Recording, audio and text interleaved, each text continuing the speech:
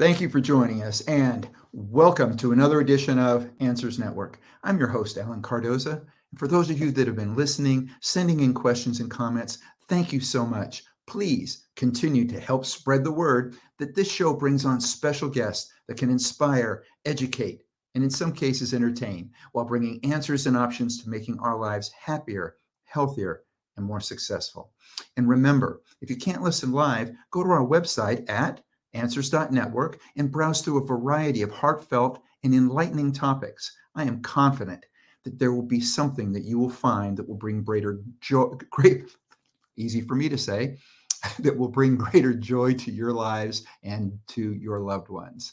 Now, I also have a favor to ask. Please forward one of our shows to your social media group or to someone you know who can benefit from a particular subject.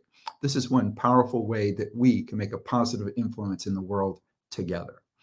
Now, I really appreciate the questions that we get, and we normally get them for our guests. This one came in, and this one appears to be for me in the sense that this one read, I was listening to one of your past shows, and the guest said that laughter heals. It says, I love how positive your show is, but I don't subscribe to the fake it till you make it theory.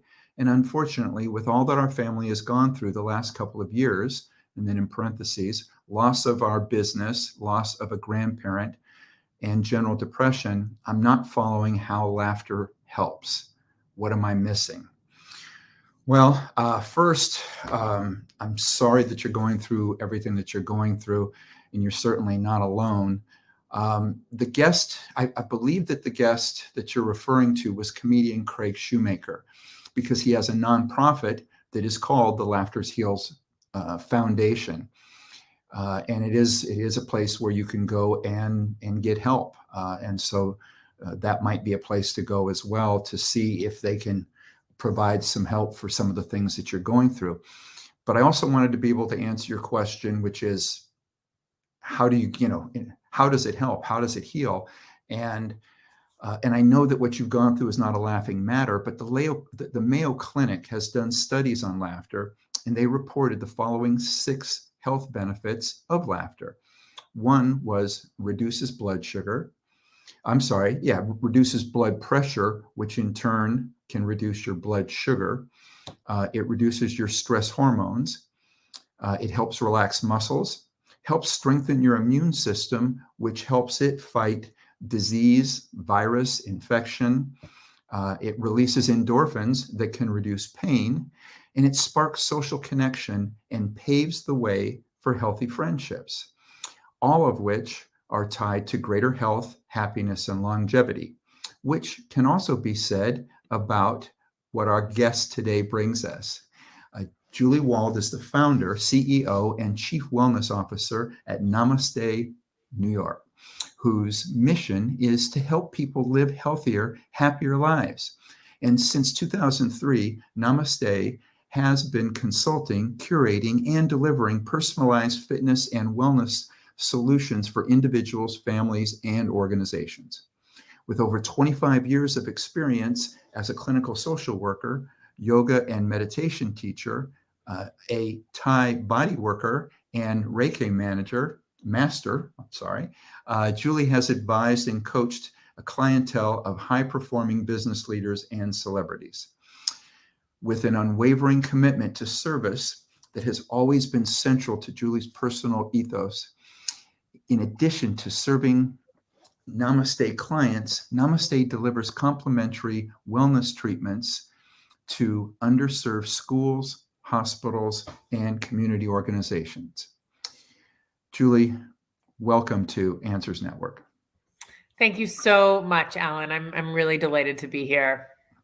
Now, I've had the pleasure of reading your book, and if you can tell us a little bit about how you discovered the path of inner wealth, which is also the title of the new book. Absolutely. One quick note, I realized, we had arranged this conversation a little while back, and just within the last few weeks, my company, by the way, changed its name just to Oh, just to be extra confusing to everybody. Instead of Namaste New York, it is now called Golden. So that's just a little side note, really okay. recent update on my end. All right. In terms of how I discovered inner wealth or this concept, I think I can speak to that from a few different angles, one of which is kind of from my own perspective of cultivating my own sense of inner wealth, and another is in my work with so many really high performing individuals and organizations and guiding others towards discovering their own inner wealth, so to speak. So, my journey started off as a clinical social worker. I was in my early 20s working in New York City, working with some of the most disenfranchised mentally ill populations in the Mhm. country as a clinical social worker, and I was very stressed. I was holding a lot. I was very concerned about my clients. And at the time, I realized that I needed a toolkit. I needed some resources personally to figure out how to manage my stress. And at that point, Mhm. I started learning meditation. I started learning breath work. I took many classes in yoga. I started studying Eastern philosophy. And this became a wonderful, ever evolving toolkit for me to support myself, give me a sense of having resources to help manage my stress, and ultimately pave the way to enabling me to work with some just extraordinary leaders through the years and helping them to manage stress and develop a toolkit to support their mental and physical health and well-being. So outer wealth is when we have a lot of external resources. We have, Sure. maybe we have money, maybe we have other things that money can buy, so to speak. And inner wealth is really about those internal resources, those things that money can't buy, but really what are essential components to mental health and well-being and really a life well lived, so to speak. Yeah. And I think it's so important. And it actually reminded. I was just speaking with a young person that we were working with, and we were actually transporting them to a specialized program to deal with some of the issues that they were having. And and this young person comes from a very wealthy family, and looking at it as a financial wealth. And even at 16 years old, uh, this young person said, because we were talking about how they have everything, and they were saying, yeah, we live in this huge house, and we have all of these things, and yet I feel empty. Mhm.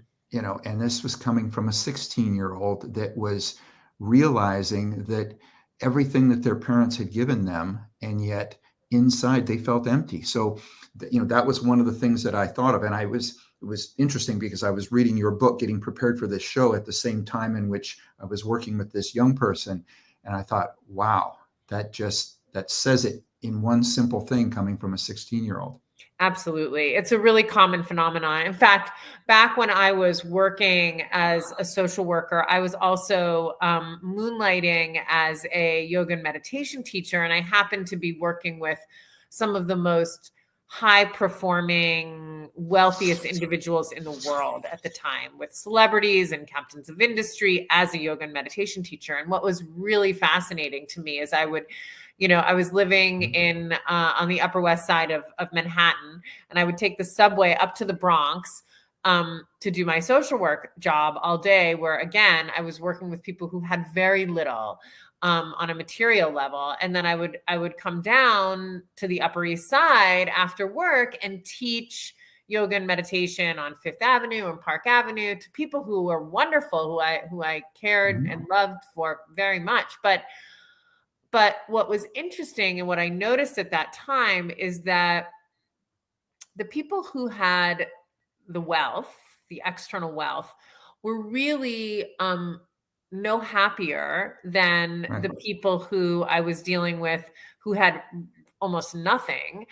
And even kind of on the other side of the coin, the people who had very little from a financial perspective were actually forced to cultivate more internal resources, that sense of being able to access a feeling of joy, or the love and feeling of gratitude for small things, or the ability to embrace just a connection with another person that brought such good feeling to that human being.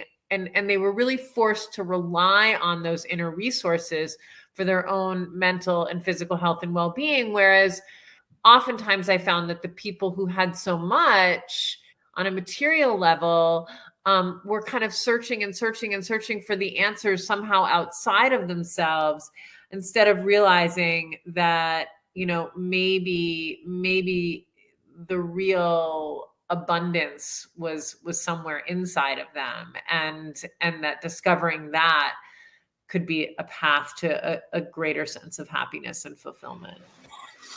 Yeah, that actually made me think of another story of working with another young person. But in this particular case, we were taking them to a specialized program that was in the Dominican Republic, and it was actually a very beautiful place. It was up on a mountain, but we had to fly in. We landed there, and then to drive up there, we drove past a dirt lot.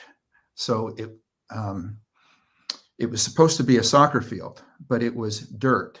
It was just dirt and rocks and everything else. And the kids were out there running and playing soccer, and they're laughing, and they're just having this great time.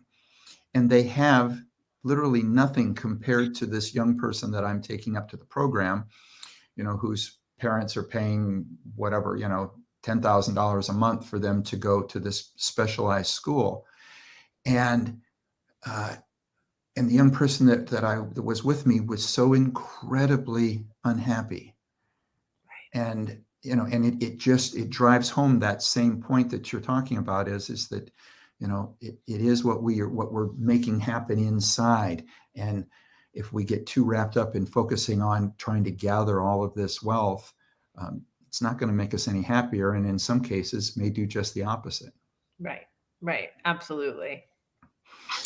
Now, one of the things you talk about in your book, and if you can share with our listeners and viewers, is you talk about the 4 pillars of self-care, and that they're essential to building this inner wealth. Yes, absolutely. So one of the things that I discovered, early on in my work was that there were seemingly 4 major ingredients. I mean, there's many other ingredients, and there's all kinds of models for thinking about wellness and self-care, but there were 4 that really stood out to me, which were movement, stillness, connection, and nourishment. So movement, stillness, connection, and nourishment, that these are the 4 major ingredients that if we throw them into the recipe, that the recipe of our lives are going to just taste exponentially sweeter and more wholesome with these ingredients. So, if you think about, for anybody who's a parent, if you can think about what are the ingredients necessary to enable a newborn baby to thrive. That baby needs tummy time. They need exercise. They need plenty of sleep. They need their naps. They need plenty of mashed sweet potatoes and bananas and avocados and all that good stuff. They need nourishment. They need to be in nature, which is also nourishing. They need to hear music. They need to be exposed to art and color and visual nourishment and stimulation.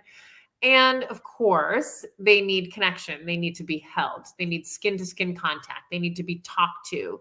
They need that sense of connection with the people around them. And barring any other major developmental issues or disabilities or physical health issues, that baby who has those 4 ingredients will thrive. And we as adults are really no different. We are just big babies. And I think we forget that, you know, these ingredients are essential, and not unlike a baby, without one or more of them, we will get cranky. We will get sick, right? Nobody wants to be with a Mm-hmm. baby who didn't sleep enough the night before. Nobody wants to be with a baby who's eating sugar all day long. Nobody, those kids are not fun to hang out with. And Mm-hmm. so when we start to understand that, it really can help inform the basics. There's so much in life that we don't have control over, right? So many things are happening, especially in our world today. It's more than ever feels Yeah. like an overwhelming environment. And yet, yet there are things that we do have control over. So if we can harness those things that we can control and make sure that those ingredients are in place and that we're nurturing ourselves, like, those are internal resources. The ability to know that if I move to this morning, if I take a walk, it will make me feel great. The understanding that if I honor my sleep, if I meditate, if I take a few deep breaths, if I bring some stillness into my day, that will be a balancing force. These are not things that money can buy, right? That if I nourish myself with whole foods, if I eat foods that come from the earth, that don't come from a wrapper or a factory, if I nourish myself with laughter, you mentioned it at the beginning of Mm-hmm. this session. If I find ways to fill my tank,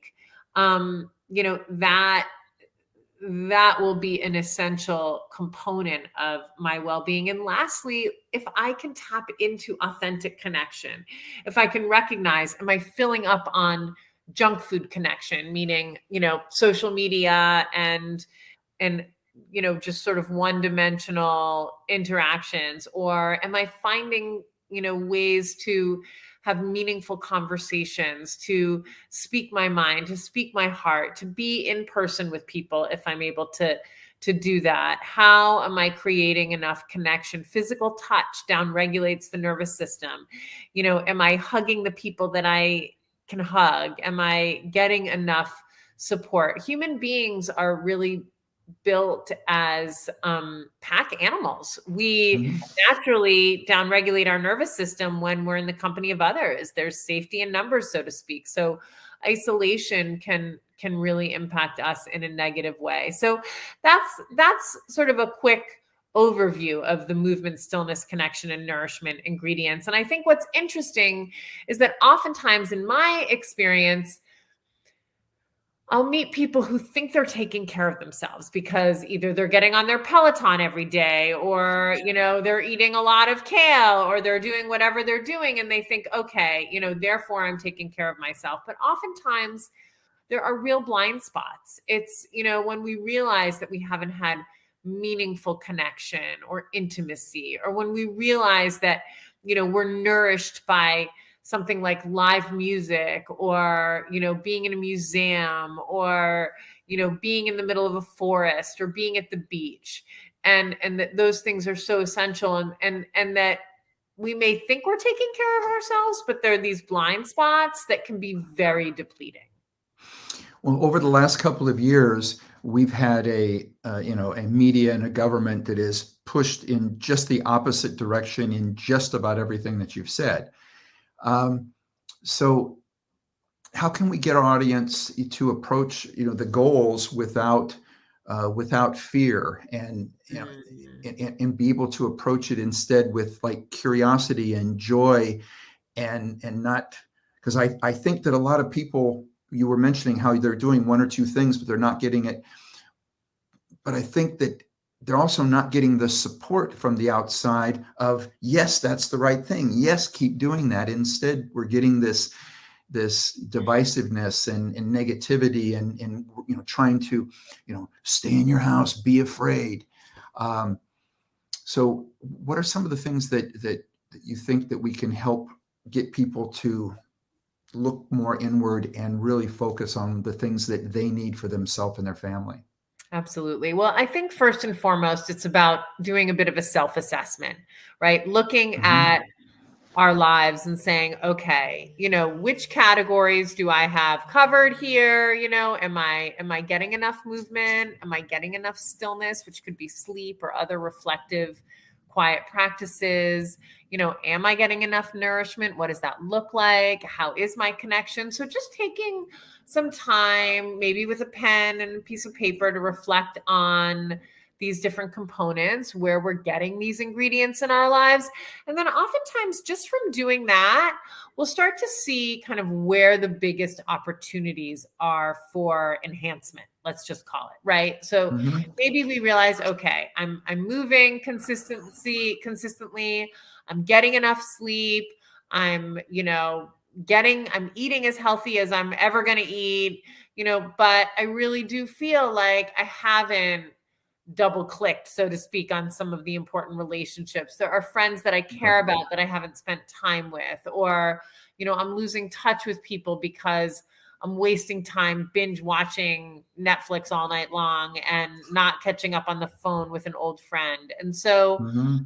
looking at where the sticky spots are for us, or those areas of opportunity, or the weakest links in our self-care, and with love, with compassion, not in sort of a self-judgmental I am bad kind of framework, but ooh, okay, there's an opportunity here. How can I love myself, support myself by bringing a little more of whatever pillar it might be in your life? And then I'm an advocate for baby steps, right? So someone who may not get enough, feel like they're getting enough movement or getting enough exercise, instead of saying, oh, I'm going to now go to the gym every day for 45 minutes or an hour, I'm going to go run a marathon. right. Maybe Yeah. it's something really, really small, like I'm going to Yeah. take the steps at work instead of the elevator, or I'm going to, just take a walk to go to my mailbox every day. And, if I feel like walking up and down the block or the street, I'm going to add on to that. And I'm going to just take a 10 to 15-minute movement break, at lunchtime, in the middle of the day, whatever that might be.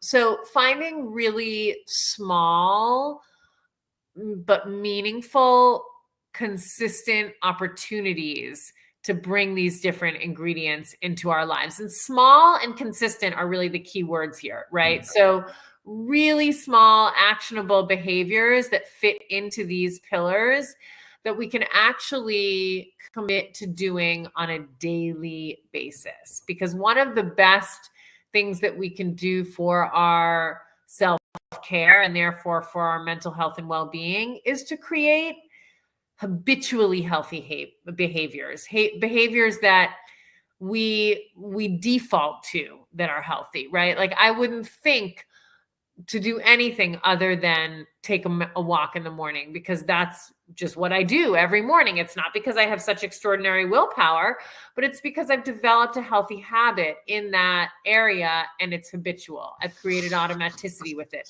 But I didn't do it by biting off more than I could chew. I did it by really small, meaningful practices that are too small to even have an excuse not to do, that I do every single day. Now, what can we do in regards to finding maybe the root cause of some of the things? Because I know that in many situations people will, um, you know, or even I'll talk to them about something and they'll go, I know, well, you should, if you do this and this and this, I know, and then go right back to the same thing, which tells me that there's a root cause that maybe they need to see somebody or whatever. But what's one of the best ways that maybe if somebody who isn't comfortable with seeing someone, that can help find their own root cause to deal with that, if they know that they keep going back to the same issue or the same problem that keeps them from doing those things that they know that they should be doing? Absolutely. I think there's a couple ways to think about this. I think there's understanding that we all have kind of limiting beliefs about what we're capable of. And those limiting beliefs can really drive our behavior. So, maybe I have a limiting belief, which is that I don't have the time or the money to eat healthfully, right? Like it's just too expensive. It takes too much time to cook and things like that. That's a belief system that we can then kind of back everything into. Whereas, there are a lot of efficient ways to problem solve those obstacles. And so understanding, what is the belief that's driving my behavior? I have too much work to do to exercise in the morning, or we have a million ideas, Excuses. excuses. I can't sit still.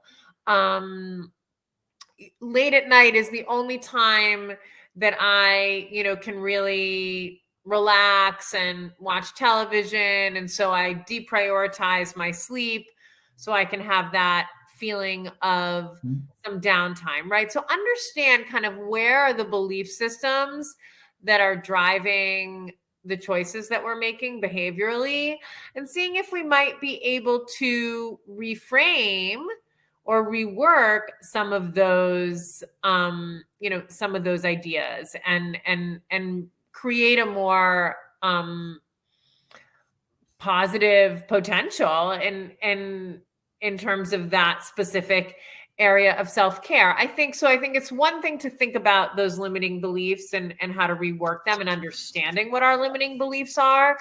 And then I think it's another way to attack this is to actually understand that most people who behave healthfully, like we all know that person who, they exercise every day, they meditate every day, they eat so healthy, they seem like they have, they're always seemingly having these wonderful dinner parties or something like that.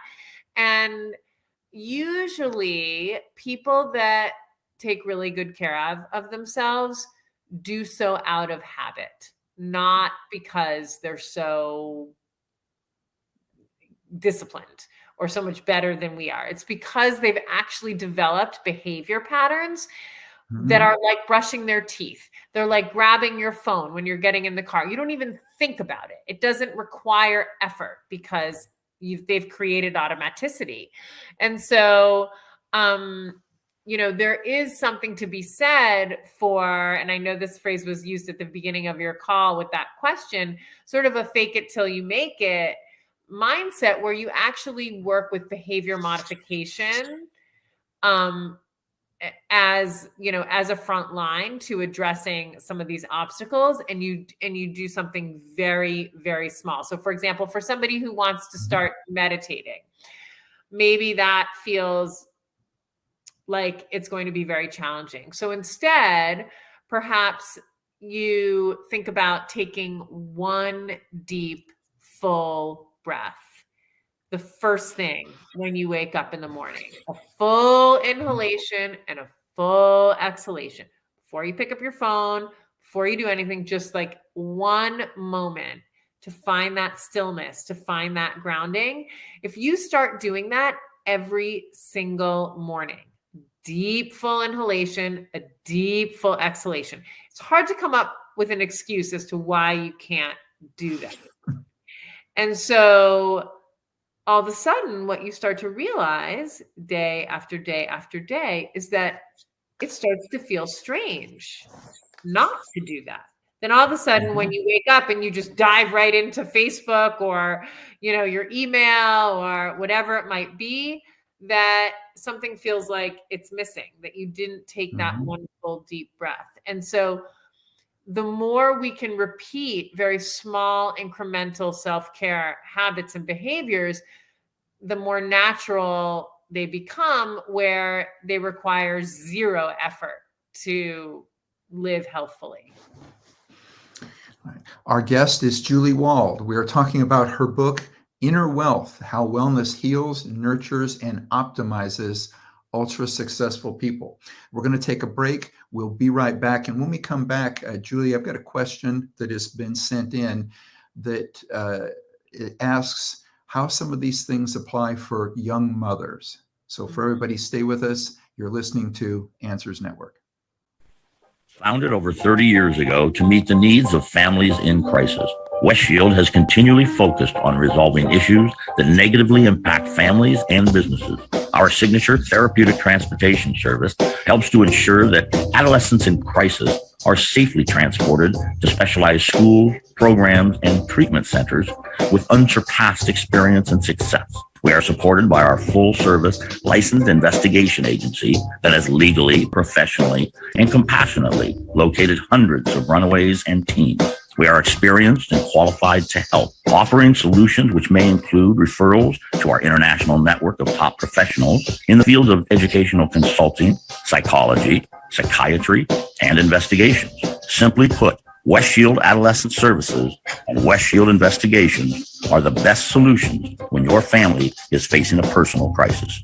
Call 1-800-899-8585, 24 hours a day, 7 days a week. That's 1-800-899-8585, or visit our website at westshield.com. Thank you. And we're back. My guest is Julie Wald. We are talking about her book, Inner Wealth.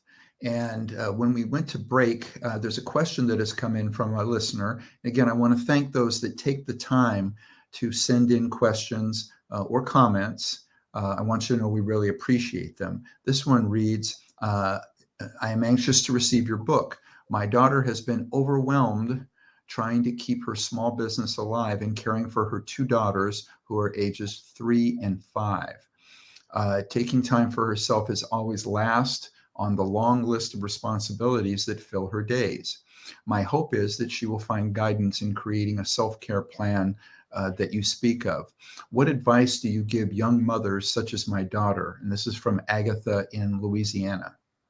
Oh, Agatha, I love that question. I was a young mother myself a little ways back. I'm now a mother of teenagers, but can relate personally and professionally to that challenge. I think that concept that I just mentioned about really small behaviors, really tiny things that we can do consistently that actually can be life-changing. And it's almost like, you know how sometimes in a recipe, it'll say, put a little bit of vanilla in or something like that. And it doesn't seem like you're not gonna be able to taste the vanilla in the chocolate chip cookies. It doesn't really, it's just a little bit. Yet if you leave out that if you leave out that ingredient, somehow it all just doesn't work. It's just different, right? It's different. And it's almost like, self-care may not be, the chocolate chips or the dough, but it's like the vanilla that goes into the recipe when you're a young mother that kind of enables everything else to come together. And looking at, for your daughter, looking at these 4 pillars and understanding on a daily basis, just like I'm sure she's consciously or unconsciously doing for her children. How does she work in really small opportunities for movement, right? It might be something as simple as, while her coffee's brewing in the morning, she, puts a foot up on the kitchen counter and stretches, or, takes a couple of deep breaths in that moment. But finding existing activities that happen every day. So chances are, for example, she puts her kids to bed at night, right? Or at least some of the time that she's doing that bedtime routine.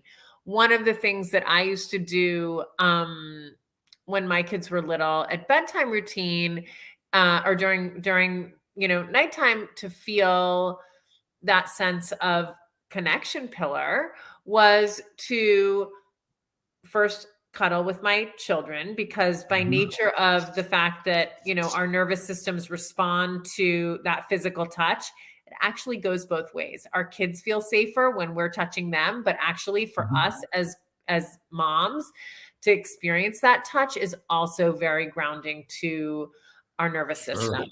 To find, small parts of that routine of motherhood where she can insert, that deep breath, that walk with the stroller to the mailbox and back, and just being more mindful and more present and more intentional around these little small self-care nuggets can be life-changing, even though it's, nobody's running a marathon and nobody's going to be, doing day-long meditation retreats or, sleeping 9 or 10 hours a night. That doesn't really happen in that chapter, but we can, with intention and with consciousness and mindfulness, really start to feel like our cup is being filled up, like our sense of inner resource or inner wealth is intact, and that we can call on those resources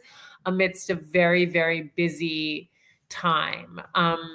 So yeah, I think shrinking it down to be really small and thinking about doing something really consistently are what I would say are the two most important ideas for a young mom. And it's not going to look the way it used to look before you had kids, and that's okay. How important do you think gratitude is to this process? I love that question. Gratitude is just an essential component to a self-care plan. I consider it to really be, I consider it to be a nourishment practice. I consider it to be a connection practice. I consider it to be a stillness practice. It can really be any one of those things. And this is the unique thing about the 4 pillars, is that things don't fit squarely under one pillar. There's a lot of interconnection and interdependence between these pillars. But in terms of gratitude, it's such a simple meditation practice that can be grounding each and every day in some way, shape, or form, even if it's as simple as feeling gratitude for the delicious cup of coffee that we're drinking in the morning. Or, I have a practice personally, I call it first thought, best thought. And I wake up in the morning, and the first thing I do in the morning is meditate. But the first thing I do before I meditate is I think of something that it grounds my entire day in that simple intention, that awareness. So before I look at my phone, I don't allow myself to look at my phone until after this practice has happened. I literally sit up in bed. If I get out of bed, forget about it. Like, I'll get too distracted by a million other things that need to happen. And so one thing, God willing, I know will happen every day is that I'll wake up. And so if I stack my gratitude practice directly on top of my waking up practice, then I know that I will have that moment of gratitude each and every day to start my day. And it definitely is deeply supportive. And while we're on meditation, because when you mentioned it before, I thought of this. When you were talking about baby steps, what's your thought on apps for meditation? Because I have some, and I usually ask other people if they have one. My favorite meditation is still without an app, because my voice in my head is the one that I seem to relate to the best than somebody else's. But I still use it from time to time. And I'm wondering, again, for those people that are struggling with it, what's your thoughts on how valuable that can be? Absolutely. I think apps can be wonderful. I don't think they're always perfect for reasons, which that, it is sort of most ideal to have this be like a fully unplugged experience and something that you're doing in your own body, in your own mind with yourself. And many meditations are very, very simple. And so it's not necessarily something you need an app for. However, I do think that there are some amazing teachers out there who have incredible, inspirational, wonderfully grounding practices on many of the apps. And so I like your approach, Alan. I'm a fan of a hybrid of really allowing myself to, benefit from all the incredible content that's out there in terms of meditation, but also to understand that the practice, if I can be in my own skin with myself, following my breath or working with a mantra or an affirmation, that is ultimately something that, I can take with me at any time. I need nothing for. I can do it, when I don't have my phone on me. I can wake up in the middle of the night, and if I need to get back to sleep, instead of finding my phone and fiddling with my phone, that I can put myself back to sleep. And so I would say that I'm sort of a middle path person when it comes to that idea. I don't think apps are everything, but I think they can be wonderful. And I certainly think that taking advantage of them, if we're needing that extra inspiration from some of the great teachers out there, is well worth it. Good. I think we're pretty similar in regards to that. Now, you also touch on the book, because when we've talked a lot about what we can do for ourselves. Okay, here's what we need to do. And it's more of a meditation type of thing. But you talk about the importance of community being a critical part of our journey to inner wealth. Share a little bit of that with our audience, if you could. Yeah. So as I mentioned earlier, humans are pack animals. We need each other. We feel safer when we're together. If you think about it, if you're in the middle of, the desert or the forest in primitive times by yourself, that wasn't very safe. You were going to be better off with other people. If you were with your tribe, you were going to be safer than if you were not with your tribe. And we live in this culture where, we're able to function without our tribe, or we think we can function without our people. But the truth is that it's confusing to the animal parts of our humanness to not have that sense of social connection. There's been research done that has found that people with more diverse social networks, who are hooked into community, who, for example, maybe go to a religious organization, a church or a temple where there's people of all different ages that they see on a regular basis, or, other people within, community centers or a local YMCA, or, different types of relationships that bring such richness and a sense of safety and security to our lives, and make us feel,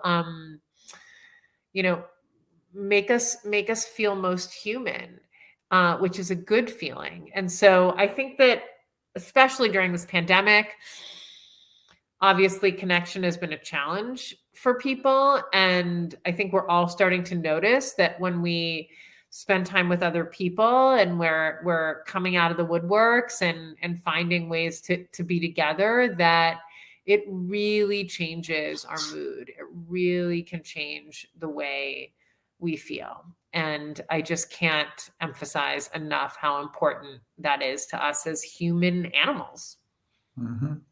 Yeah, in fact, there's also some information coming out now that those countries that have less television, less electronic interaction, are the ones that have had less problems with this whole COVID pandemic, and also less problems coming out of it, because they're not having as many of the social problems that a lot of us that we're told to go in and then just watch what people tell you, as opposed to interacting with the people that you know and love, or as you said, the ones that are your own tribe.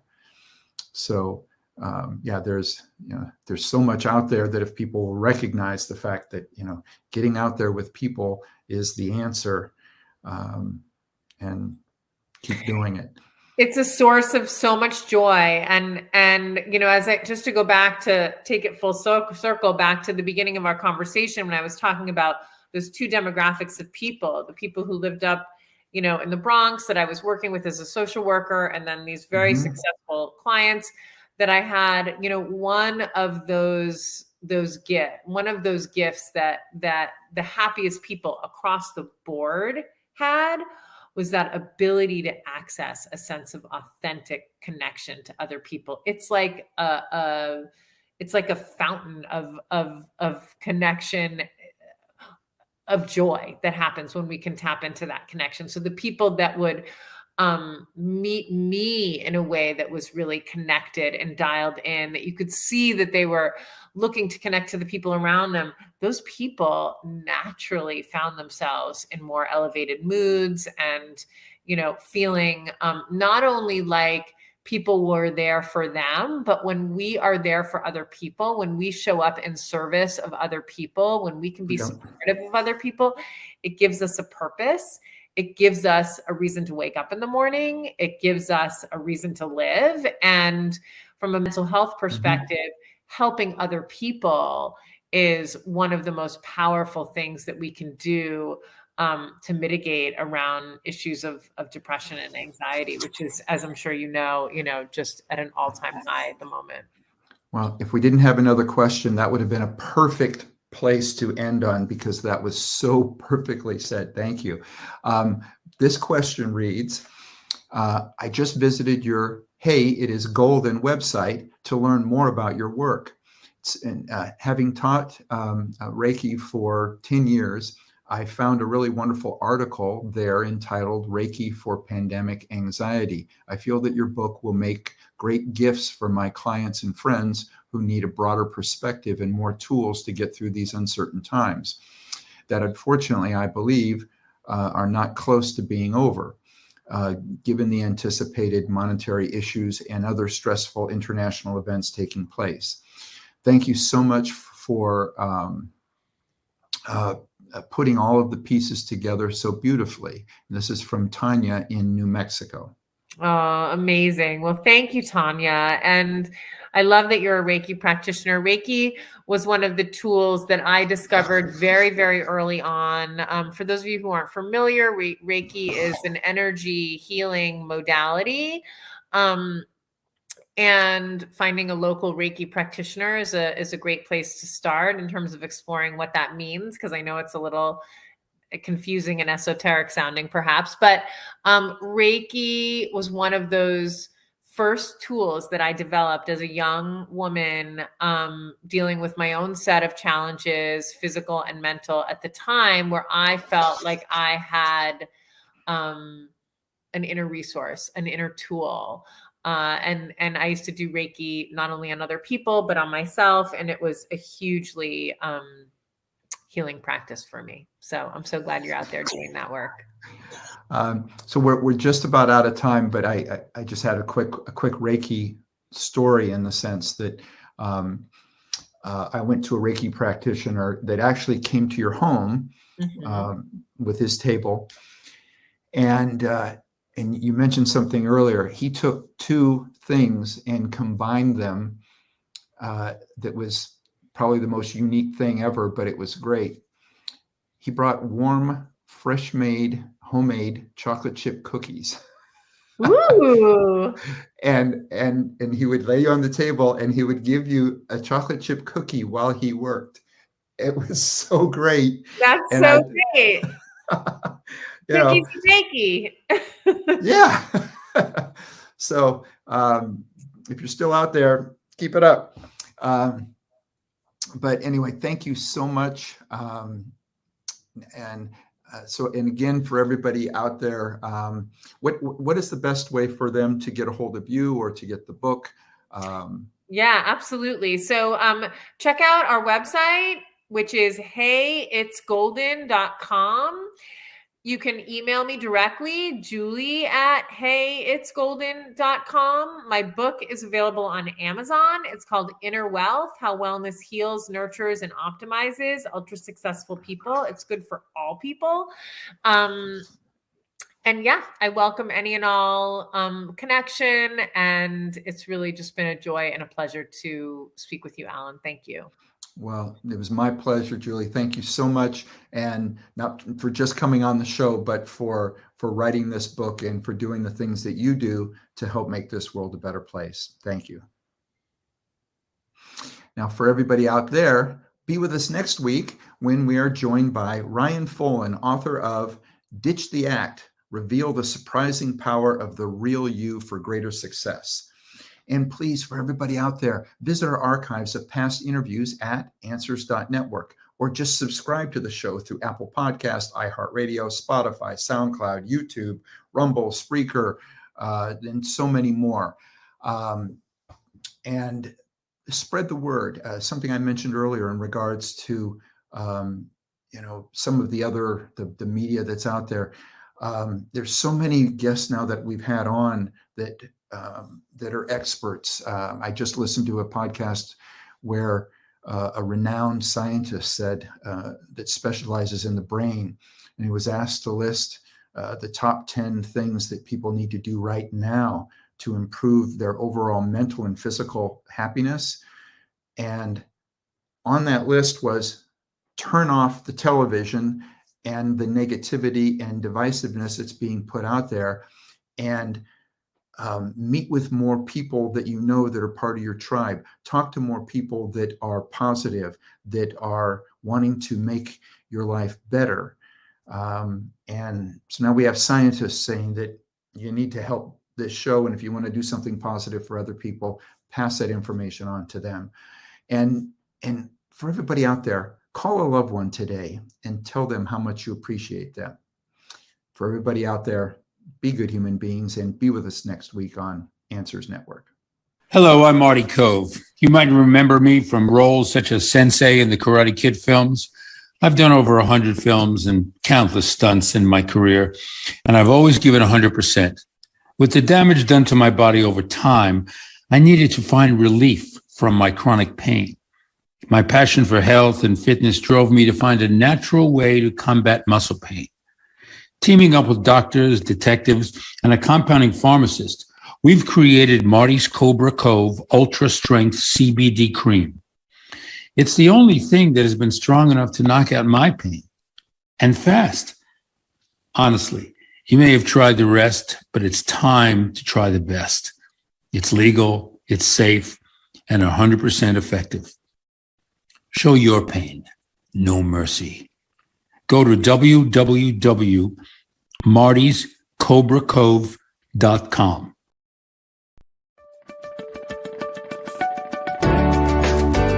You're listening to Answers Network with Alan Cardoza, only on LA Talk Radio.